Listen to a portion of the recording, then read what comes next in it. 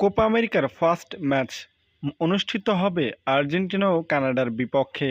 ইউএসএতে অনুষ্ঠিত কোপা আমেরিকায় প্রথম ম্যাচেই বা উদ্বোধনী ম্যাচেই কানাডা এবং আর্জেন্টিনা মুখোমুখি হবে। এই ম্যাচটি আপনারা কীভাবে লাইভ দেখবেন সম্পূর্ণ বিষয় থাকবে আজকের ভিডিওতে। সম্পূর্ণ বিষয় বলতে কিভাবে আপনারা কানাডা ও আর্জেন্টিনার ম্যাচটি কোপা আমেরিকার এই ফার্স্ট ম্যাচটি আপনারা কিভাবে লাইভ দেখবেন সে সম্পর্কে থাকবে। চলুন শুরু করা যাক। ইতিমধ্যে কোপা আমেরিকার প্রস্তুতি শেষ করেছে, মাঠে নামতে যাচ্ছে আর্জেন্টিনা। কোপা আমেরিকায় তাদের প্রথম প্রতিপক্ষ হচ্ছে কানাডা এবং সেই ম্যাচটি দেখার জন্য ইতিমধ্যেই কিছু বলছে যে বেইন স্পোর্টস তাদের কোপা আমেরিকার কোনো ম্যাচ লাইভ দেখাবে না। এটা নিয়ে অনেকেই চিন্তায় পড়ে গেছেন। বেইন স্পোর্টস না দেখালে আপনারা কোথায় দেখবেন এই লাইভটি?